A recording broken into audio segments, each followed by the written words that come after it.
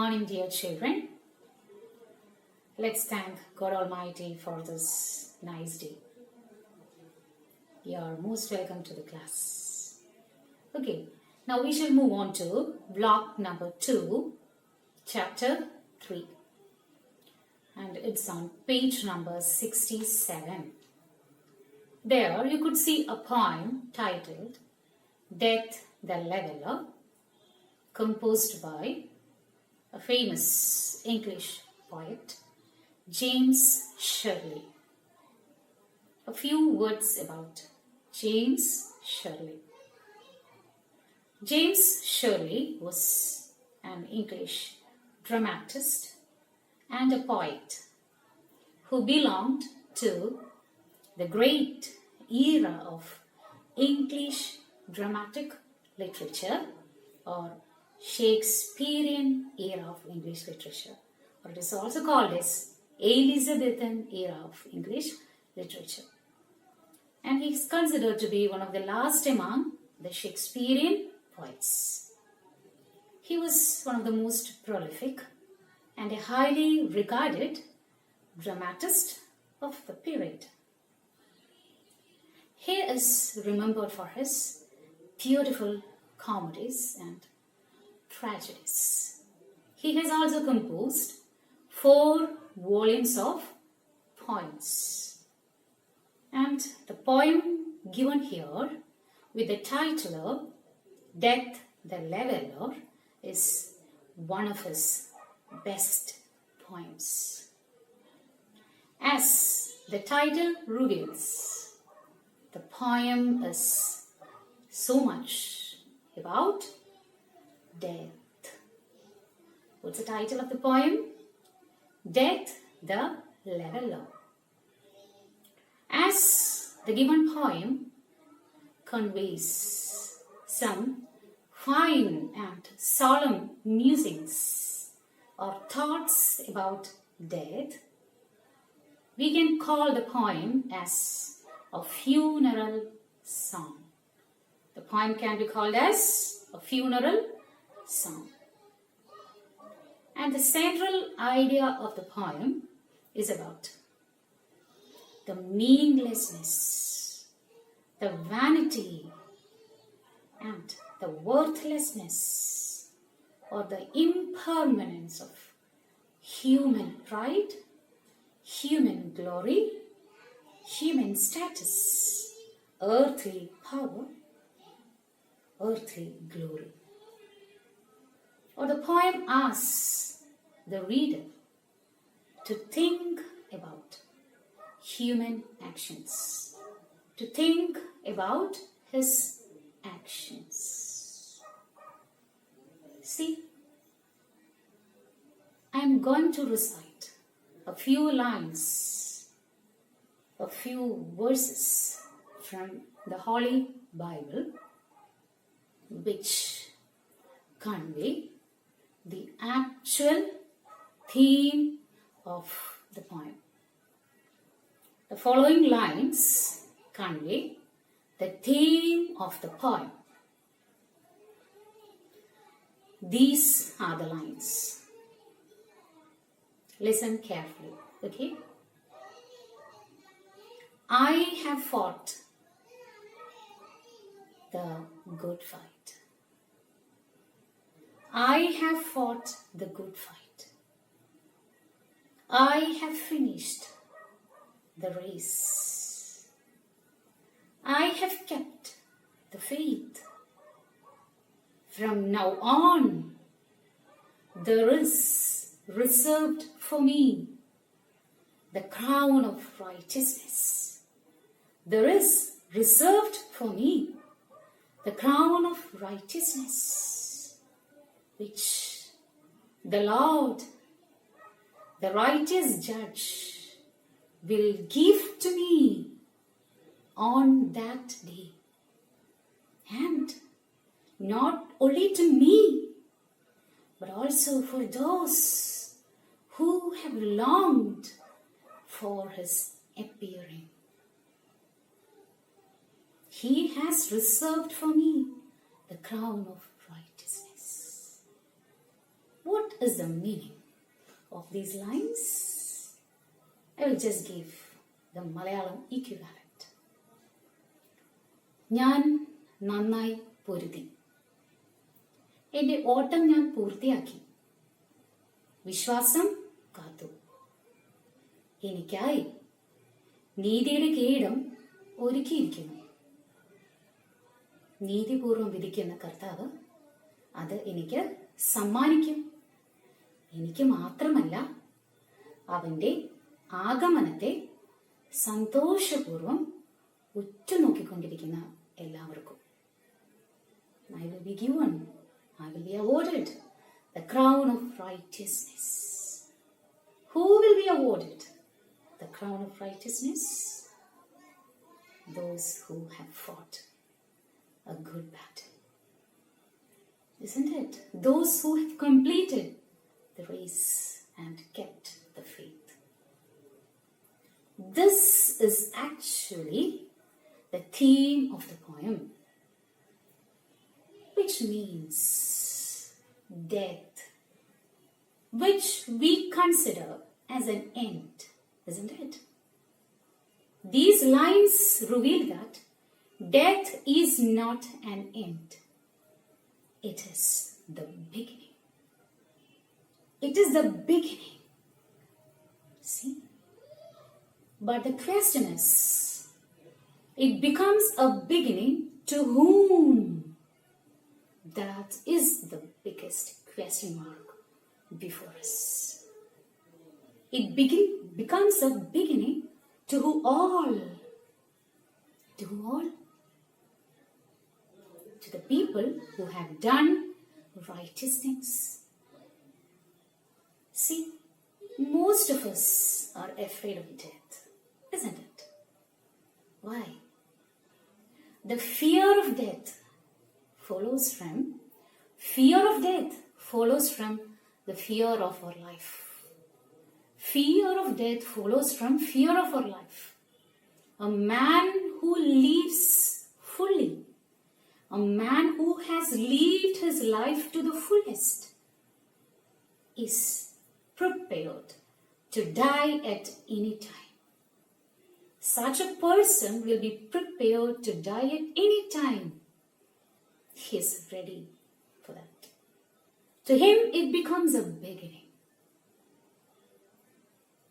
See, end of our life is same to everyone, isn't it? It's same to all. But to certain people, what differentiates us from others is that the details of how you lived and how you died is that which distinguishes one from another. The end is same to all, isn't it? But how we lived and our death is that which distinguishes one person from another. See, there are some people whom we cannot forget in our lives. Some people come into our lives and quickly go. They stay only for a while. They just stay with us only for a while. But they leave their footprints inside our hearts.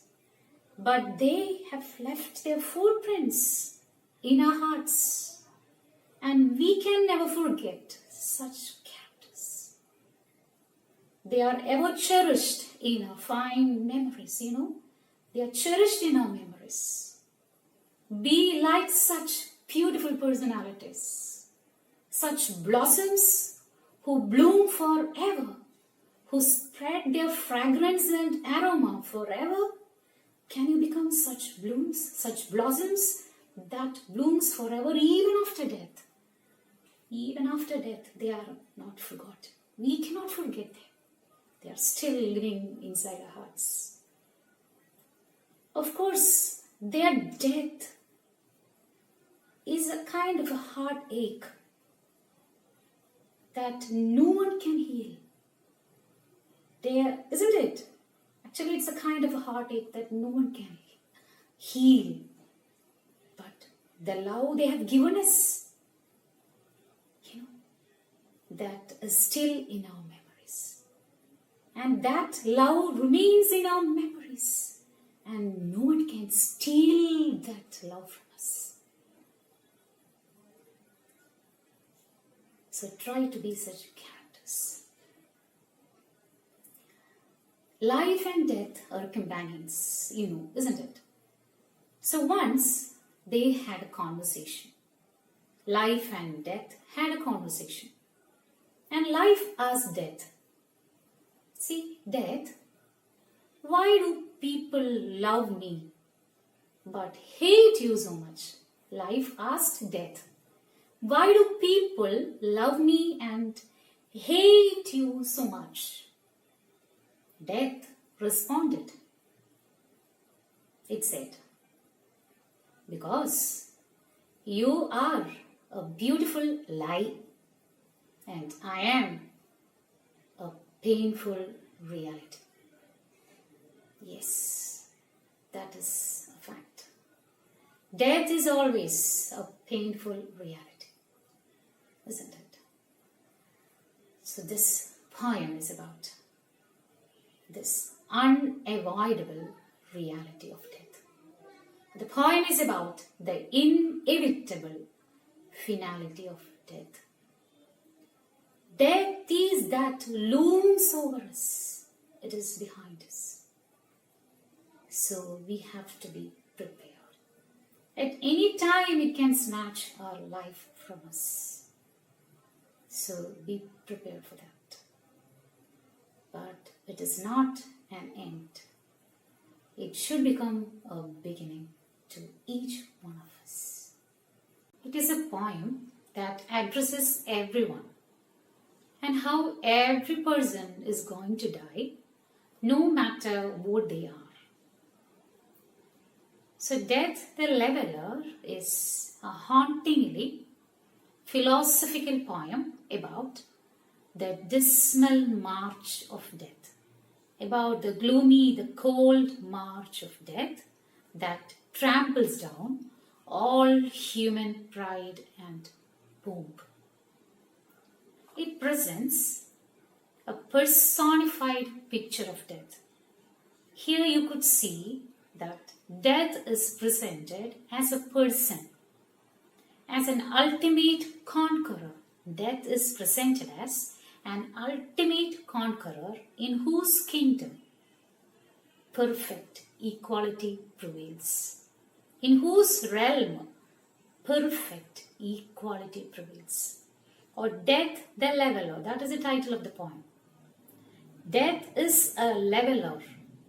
It is considered as an equalizer that levels all disparities, all differences between high and the low, rich and the poor, mighty and the meek, the king and the peasant. There is no difference. All are same before death. Death is that one which equalizes all the disparities that exist in the earth. It is a poem that reminds us about the futility of human existence. The poem reminds that death is that force which haunts all human beings. It reminds us that we human beings are mortals. We will have to face death. Therefore, we should look at our decisions. We should look at our actions in a new light, because we may never have a chance to make it right again. We need to think about the consequences of our actions before carrying them out, because we may not get a chance to correct them. All human victory, all human success and glory will not last forever. Everything is like shadow. They are not substantial things. Everything disappears with death. Only thing that can survive death is the good actions of just. The good deeds of the good people, the just, will last forever. There is no weapon to fight against the almighty death. No armor offers protection from the merciless hands of death. With each moment, with every second, we are creeping towards death.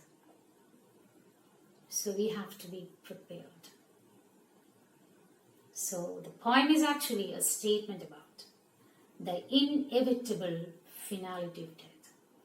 It is about the unavoidable reality of death, or death is the penultimate force of creation.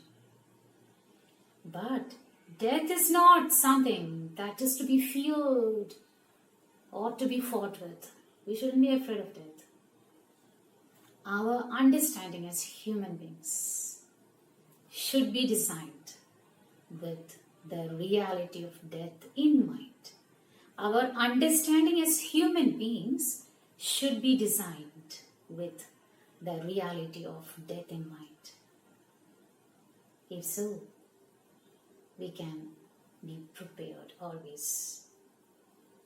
So this is actually a poem about the vanity of human glory and about the permanence of death. Let's read the poem once and try to comprehend the poem. Okay, listen to the poem Death the Leveler by the famous English dramatist and poet James Shirley. The glories of our blood and state are shadows, not substantial things. There is no armor against fate. Death lays his icy hand on kings. Scepter and crown must tumble down, and in the dust be equal made with the poor, crooked scythe and spade. Some men with swords may reap the field and plant fresh laurels where they kill, but their strong nerves at last must yield. They tame but one another still. Early or late, they stoop to fate and must give up their murmuring breath when they, pale captives, creep to death. The garlands wither on your brow, then boast no more your mighty deeds. Upon death's purple altar, now see where the victim bleeds. Your heads must come to the cold tomb.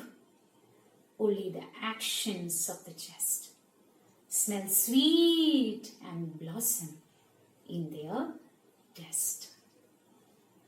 Okay, so here is a poem about the impermanence of earthly glory and about the vanity of human existence. So the poem is all and so much about death, who is the ultimate leveler, that levels all disparities between the rich and the poor, the high and the low. Okay, so you may try read the poem 2 or 3 times and try to understand the meaning of the poem. I will give a detailed explanation of the poem in the next class. Till then, goodbye, dear children. Thank you.